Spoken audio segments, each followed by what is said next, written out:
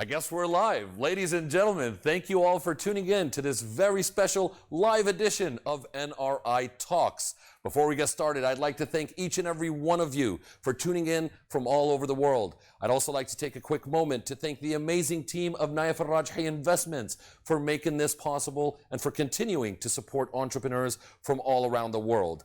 Speaking of entrepreneur, today we are joined by an amazing guest who's managed to build a platform and organization that actually competes with Netflix. You heard me right. Let's take a look at today's guest. Run the report.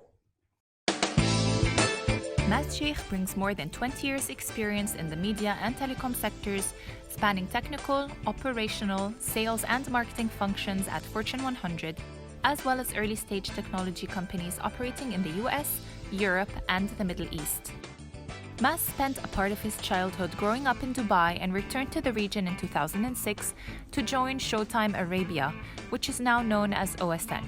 As Chief Sales and Operations Officer at OSN, he was responsible for regional growth, customer service, and spearheading overall customer operations across the Middle East. As co-founder and CEO of Starzplay, Maaz inspires his team to deliver a new and highly anticipated digital media platform. Maaz Sheikh, along with his team, managed to build an organization and platform that competes with entertainment giant Netflix and is now the #1 streaming service in the MENA region. With its internet-savvy population, the region is a leader in adopting innovative technologies, and under Maaz's leadership, Starzplay is ushering in a bold new world of entertainment options. And joining us live from Dubai is the co-founder and CEO of Starzplay, Maaz Sheikh. Maaz, thanks for joining us. Thank you, Omar. Thank you for having me. It's a pleasure. Now, Maaz, could you not have found another giant to compete with besides Netflix? Yeah, if life was only that easy and that simple. Quick question. How do you guys stack up against Netflix when it comes to, let's say, market share, but most importantly, when it comes to technology? I think, Netflix is still a global brand and a powerhouse. So the reality of competing with such a global player is not lost on us. But where they have global strengths, we find opportunity and our strengths in localization and being a regional player. This is not a just a technology play either, right? This is about content as well, and this is between content and marketing and technologies where we find our strengths. But if you were to rank us head to head against Netflix on just technology, we're probably a few years behind them. Okay. We still have a lot of catching up to do. And in terms of market share, you guys quite close? Yeah, market share, look, there's few reports out there, but if you look at one of the more recent ones from IHS, they're considered a well-respected industry research. We are tied. We are tied with Netflix. Some reports have us #1, some have us #2, but IHS has us tied with Netflix on revenue and subscribers.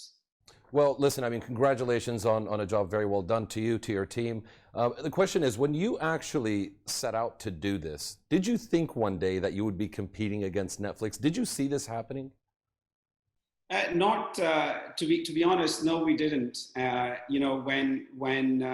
When a team of us, got together and we got started, honestly, some of us were thinking, hey, if we can just make it past year 2 or 3, we'll consider that a success. So I don't think we got started with such lofty ambitions and goals. I think it was more, every day, one day at a time and step by step. Netflix launched maybe about 2 years after we did. And, leading up to that, once we found out Netflix was going to be launching in the region, it was a very, very scary and a daunting period for us. But for the first 6 or 7 months, actually the Netflix launch ended up being a good thing for us, because it did bring a lot of recognition in the industry, just in the region. And we rode that wave with Netflix of just that overall awareness. Sorry to interrupt you. You left your job, your corporate job, at the peak of your career with OSN as Chief Sales Operations Officer in order to pursue your own dream and start your own business. And the reason I ask is because a lot of our viewers today are either entrepreneurs looking to start their own business or looking to grow and scale their business as we speak. So is there a right or wrong time for someone to say, you know what, I'm going to leave, I'm going to quit my job right now in pursuit of starting my own business? Is there a right or wrong time to do that? Look, obviously, this is a very difficult question to answer. But if I were to look at my personal life and just reflect on it, I wish I'd done more entrepreneurial work when I first came out of college and university. And I perhaps did my first entrepreneurial venture in my mid-30s.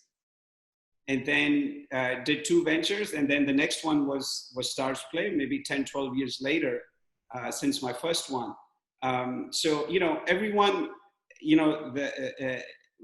the risk is much lower early on in your career because you don't have some of the personal commitments one carries once you're in your mid-40s. So I would say, from a risk perspective, the earlier in life, the better. Okay, that's very good. The earlier, the better. Now, there's another follow-up question to this. As you said, starting a business is risky. Now, is there, let's say, a checklist per se that one should have before jumping into the world of the unknown called entrepreneurship? Or what are some of the main elements that one needs to secure before making such a decision and starting their own business and walking away from their existing job? What are some of the main elements somebody needs to secure, in your opinion?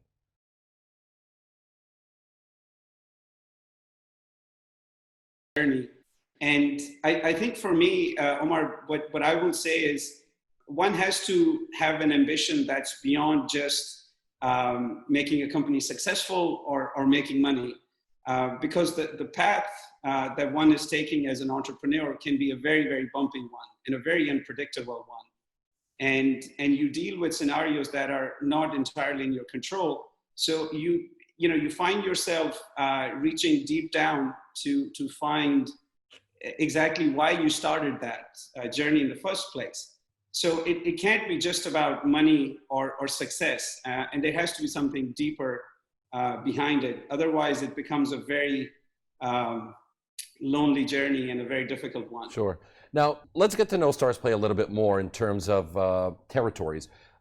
Where are you guys operational now, and where do you exist across how many countries, or what countries and regions? We operate today in 3 regions. So Middle East, North Africa is one region where we're operating in 21 countries. We have also a service in Pakistan where we launched about a year and a half ago. And then we've also recently launched a business in India, which is not exactly Starzplay the way you see it in UAE, but we're licensing our technology and our platform to partners in India. So we're more of a technology provider in India rather than an end customer service. Okay. So these are the 3 markets. Fair enough. And now you guys also operate quite a bit in the Middle East. I think you're the #1 streaming service, or considered by many to be the #1 streaming service. I believe Saudi Arabia is probably your largest market today. Am I correct? That's correct. So Saudis are by far our largest market. Fair enough. And the reason I ask that is because many entrepreneurs today tend to structure an overly ambitious business plan or strategy when it comes to expansion. And they tend to overlook some of the fundamental elements, such as having good technology, which is key to any tech platform. So when it comes to that, people being focused on expansion rather than some of the fundamentals, what's your advice on how and when someone would be ready, or a business owner is ready to expand into new territories?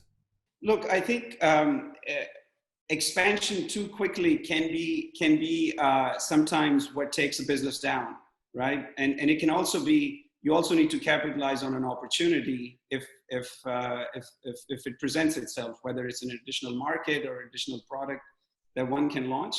But I will say that for Starzplay, one of the reasons for our success has been staying focused on the market. So we did not expand into Pakistan until about 4.5 years, having focused on the Middle East and the Arab markets. So I would say focus is extremely important. once you get your core markets down, I would suggest the next step is focusing on your unit economics for each customer and understanding how profitable your each subscriber or customer is, and then figuring out how you scale from there. But prioritizing your core markets first and then focusing on unit economics is extremely important before expanding too much too quickly. Now, I'd like to say congratulations on the rounds of funding that you guys have raised. You've raised some quite large amounts, and I think your first round was around $40 million US dollars, and you did so by partnering up with strategic key investors from within the industry. So the question here is for a lot of the viewers is, when is the right time to raise funding? Omar, we got started with friends and family and seed investment from a Swedish firm. And that was in fact our first capital injection, which was about $1.5 million. And with that, we built out our technology and platform the way you see it today. We developed this initial basis. So with that technology and product in hand, that's when we started to look for institutional investors that were willing to fund the growth, and which is when we did our first Series A with $40 million of capital. So I would suggest if you're a technology focused company, the more you can do with friends and family or seed investment, and take your product development and your technology to a certain point where it's 70-80% complete, will give you the right valuation, pre-money valuation, before you go for your institutional investment. That's precisely what I was looking for, is at what stage, because I've actually seen a lot of entrepreneurs who tend to raise large amounts too early on, and it tends to backfire on the actual business and operation. So so you're talking about roughly at about 70 or 80% of having your infrastructure together is probably a good time to raise funding. Exactly. So, for example, one of the tests before our shareholders today would invest in us, they wanted to test our platform and our technology end to end. So that product that they tested was developed with the seed investment and friends and family capital that we had raised, and that also shows. Because one of the things institutional investors want to see is that the management team and the founders are committed behind this venture. So they like to see some history of you having left your previous job and have some scars on your back to show, and you put in some of your own personal skin in the game. Sure. So those are some of the elements that become critical before you do a Series A with institutional investors. Okay, now since we're on the topic of funding, obviously having the right investors can really either help a startup and it could also hurt it, as we mentioned. How do business owners or entrepreneurs go about selecting the right investors for their venture? So what we experienced, or what I experienced in my learning over the years was, we had over 100 meetings with different investors. And, even with the meetings you get rejected and you get a no, there's always some learning associated with it. So for me, I think sometimes investors tend to fall in love with the founding team or that one entrepreneur or that CEO, because they're looking for that Steve Jobs or Jeff Bezos type of a character. Or Maaz Sheikh in this case. No, it's definitely not the same company. But I think sometimes that, in most cases, right, those are very exceptional cases of people that have changed industry. But for most of us mere mortals, it's not one person that creates the company. And investors ought to be looking at the depth of the team and who's behind the entire organization and who's going to take this idea forward, who's going to execute. A lot of founding CEOs tend to be, really good at selling the vision and selling the idea, but usually it takes a team. So what I would say as someone who's getting started as an entrepreneur, the flip side is have the right team around you. Realize that a single person cannot be the visionary, the product expert, the technologist, and the salesperson at the same time.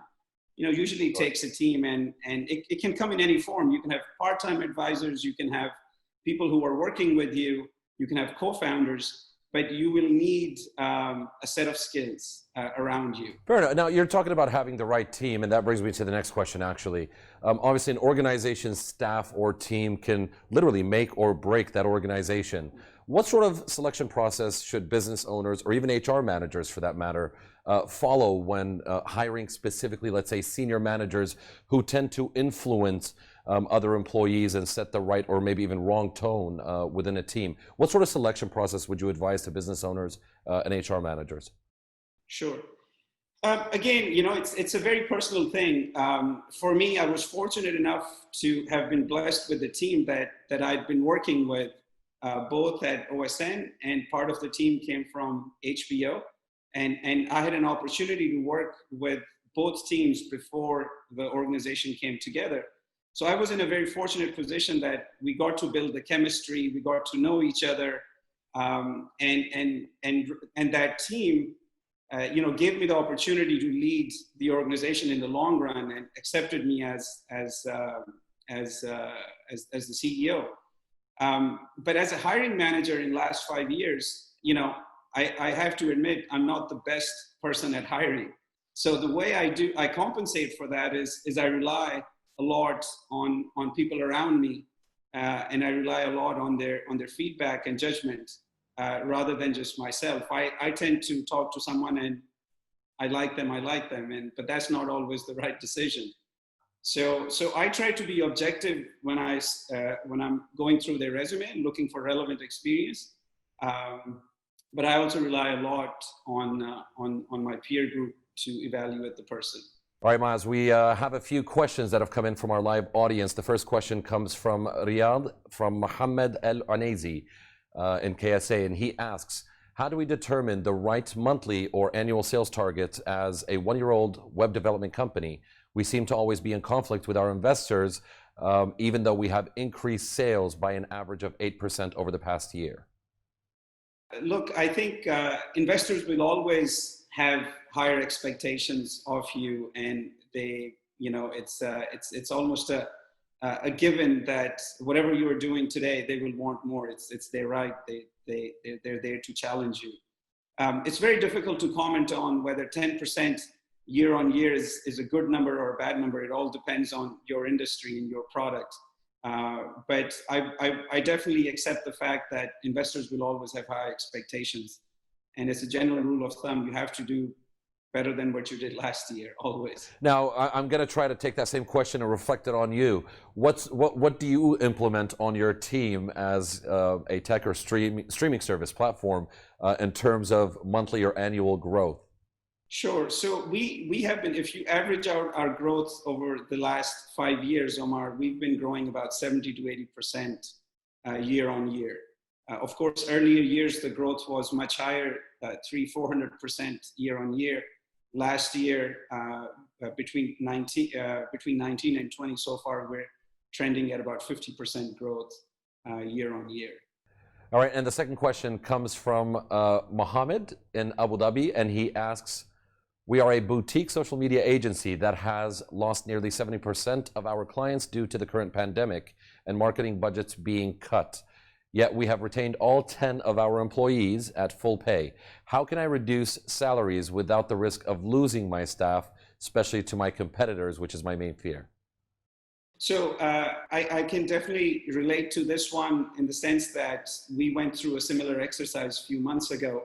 What I would suggest is having an open conversation with your team and your employees. So what we ended up doing at Starzplay is when the pandemic hit, there was a lot of uncertainty in the market.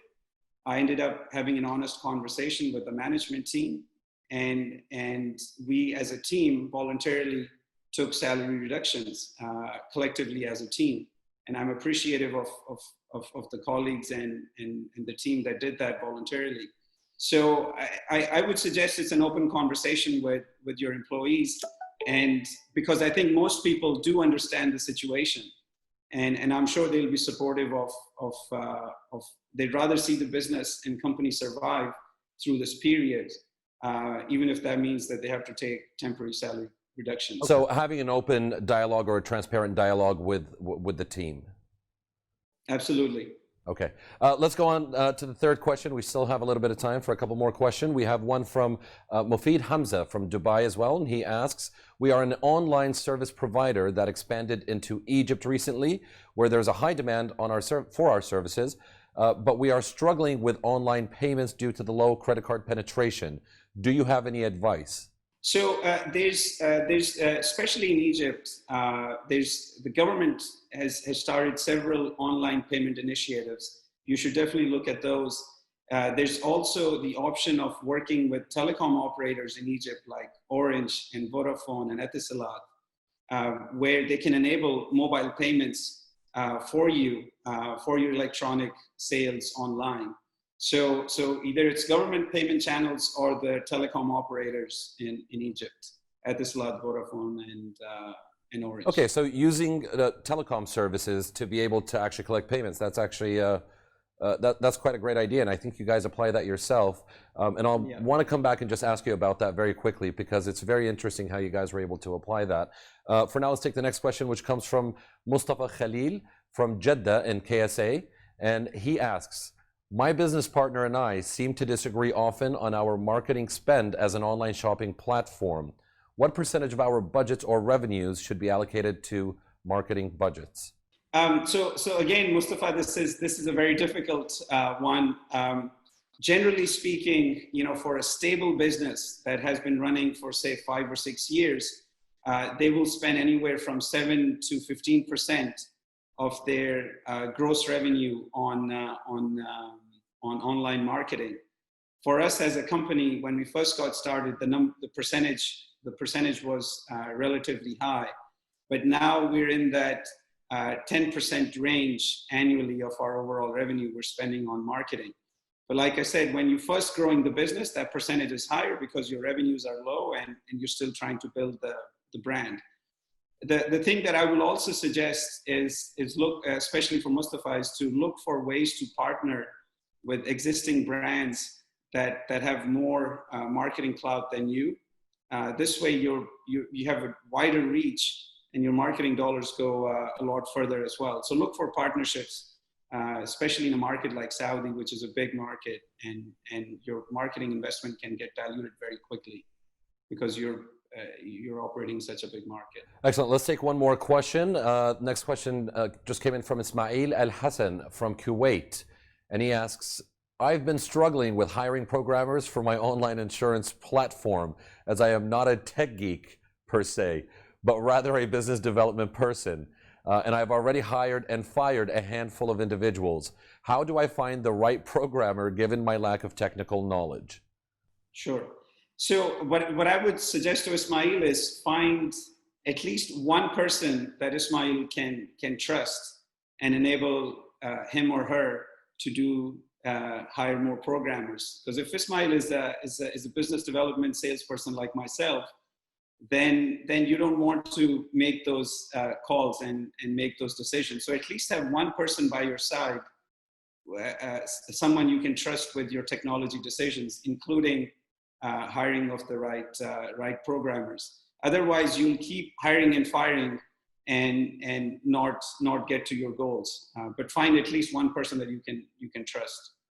Fair enough. Now, Maaz, in closing, I actually personally have a couple of questions I'd like to ask you, which is directly related to what we just spoke about, and that was the credit card penetration. I had heard from you once upon a time that as you guys entered Egypt, you realized there was a low credit card penetration, and so you guys discovered a solution, which was being able to deal with telecom companies. Is that what gave you an advantage when it came to competing against Netflix, and how did you come about that idea? The idea of enabling mobile payments and working with telecom partners definitely ended up being the game changer for us.